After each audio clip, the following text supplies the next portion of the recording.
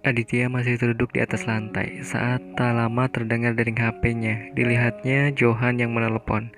Dengan cepat dia menjawab telepon Johan. Bagaimana?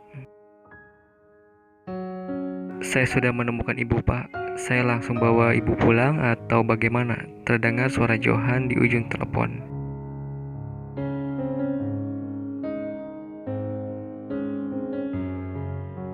Aditya langsung berdiri mendengar kabar dari Johan. Antar saya ke sana, ucap Aditya seraya mengakhiri panggilan. Tanpa menghiraukan tatapan Rama, Aditya berjalan keluar, menghampiri Johan yang telah menunggunya di samping mobil.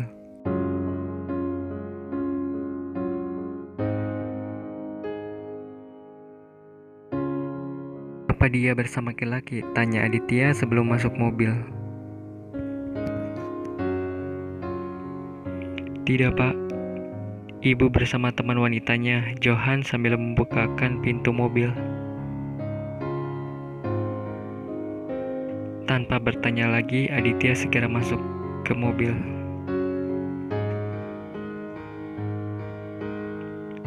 Apa saya antar Bapak ke rumah sakit dulu? Tanya Johan saat dia melihat wajah Aditya yang babak belur.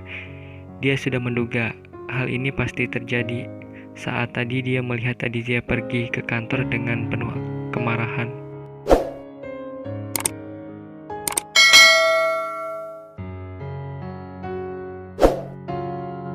Tidak perlu, jawab Aditya, matanya masih terus memperhatikan jalan yang dilalui oleh mobilnya.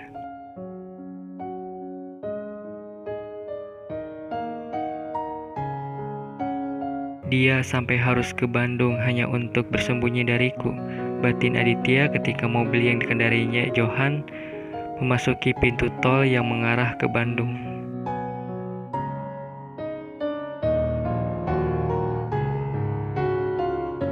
Di rumah temannya, Rianti sedang menceritakan masalahnya pada Nanda. Dia tidak menyadari bahwa Aditya dalam perjalanan menuju tempat dia sekarang. Pikir Rianti yang mengira dia tidak akan menemukannya ternyata salah besar.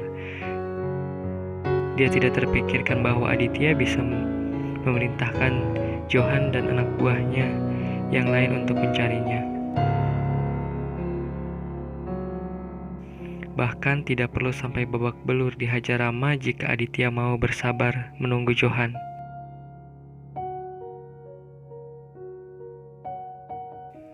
Hah? Suamimu tidak percaya padamu? Laki-laki macam apa yang kau nikahi? Mata Nanda membulat tak percaya. Kenapa kau mau menikah dengan laki-laki seperti itu?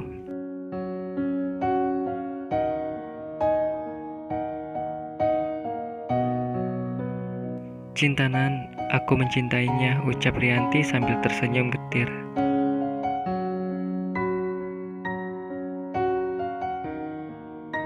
Ri, kenapa kau selalu seperti ini? Nanda memeluk Rianti merasa iba pada teman masa kecilnya itu.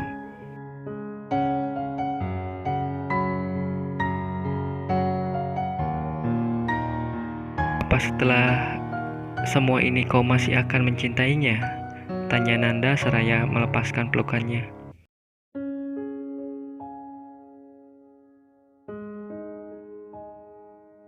Entahlah, aku juga bingung. Ingin rasanya aku melupakannya, tapi tidak mungkin mudah, mengingat anak yang aku kandung sekarang adalah anaknya. Anak ini pasti membutuhkan ayahnya. Mau tidak mau, bayangannya akan selalu ada di hidupku. Tetapi untuk tetap mencintainya pun rasanya aku takkan sanggup, karena dia tidak pernah mencintaiku. Rianti menangis di hadapan temannya, meluapkan semua sesak yang tersimpan di dadanya.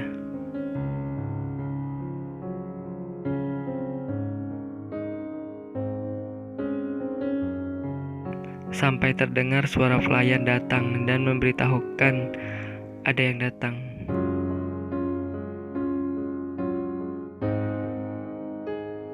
Bu, maaf, ada tamu, kata pelayan pada Nanda. Siapa? Nggak tahu, Bu. Laki-laki 2 orang, jawab pelayan. Ya sudah, suruh masuk, kata Nanda.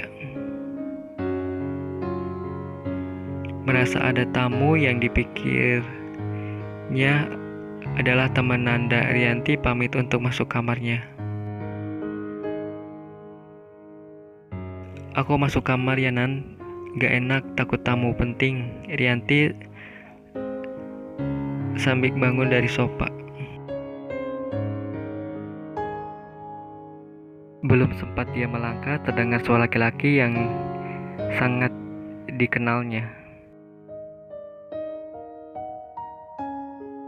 Rianti, Aditya sudah berdiri di pintu masuk. Mata Rianti terbelalak kaget. Suaranya tercekak. Nafasnya seolah mendadak berhenti.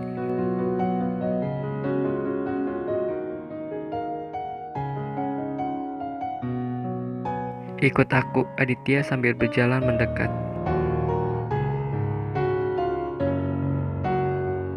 Siapa Ri? Tanya Nanda yang memang tidak mengenal Aditya. Rianti masih diam tak menjawab pertanyaan Nanda. Hatinya tak percaya Aditya ada di hadapannya sekarang. Menemukannya kemanapun dia pergi. Rianti menatap wajah Aditya yang penuh luka. Tangannya ingin menyentuh luka itu, tapi tangan Aditya memegang tangannya.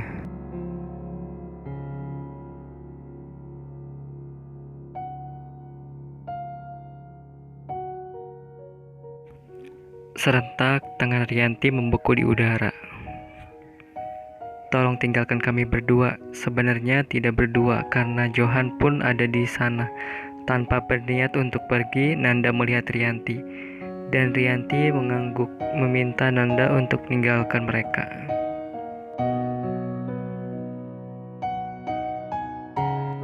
Rianti berani berhadapan dengan Aditya karena ada Johan. Dia yakin Johan tidak akan membiarkan Aditya memukulnya.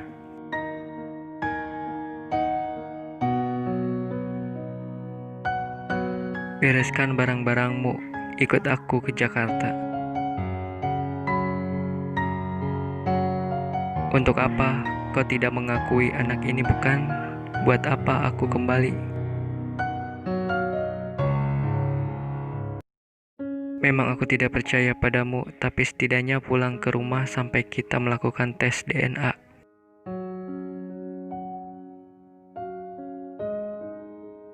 Apa? DNA?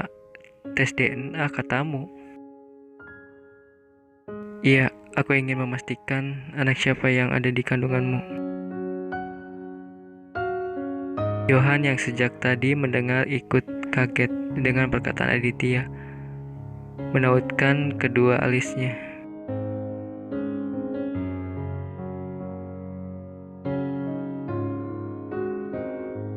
Kalau kau memang tidak mengakui anak ini, ceraikanlah aku. Aku bisa hidup tanpamu. Aku bisa membesarkan anakku sendiri. Ucap Aditya tadi membuat lukanya semakin dalam. Begitu mudahnya dia mengatakan itu tanpa memperdulikan perasaannya.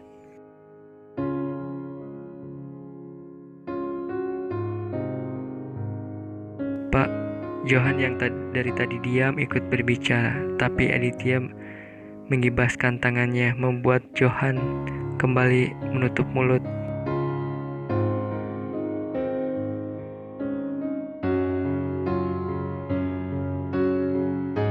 Kau bisa tinggal di rumahku sampai tes DNA dan terbukti itu memang anakku. Lanjut Aditya sambil menatap mata Rianti.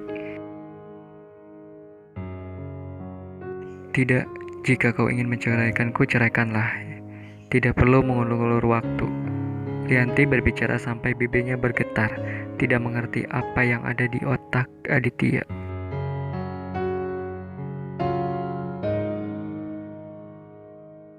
Ikut aku, Aditya menyeret Rianti.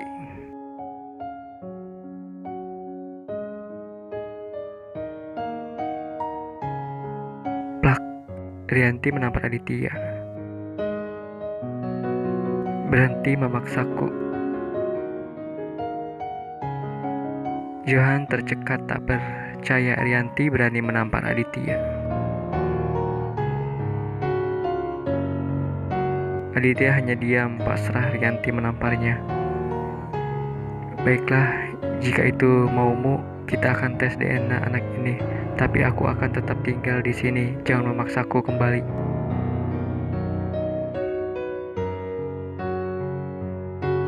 Rahang Aditya mengeras.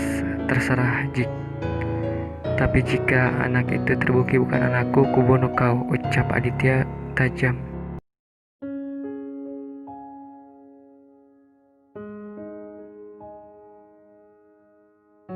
Dan jika ini anakmu, kau pun boleh tetap membunuhku, ucap Rianti tak kalah tajam.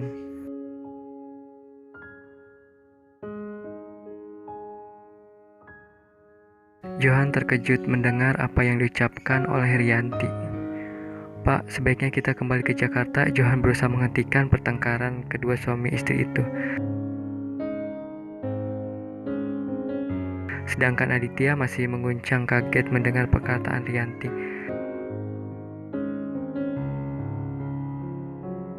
Tanpa menjawab ucapan Johan, dia berjalan mengikuti ajakan Johan. Setelah dia tak pergi, Rianti terjatuh ke lantai, seolah kakinya tidak memiliki kekuatan sama sekali untuk menopang tubuh kecilnya.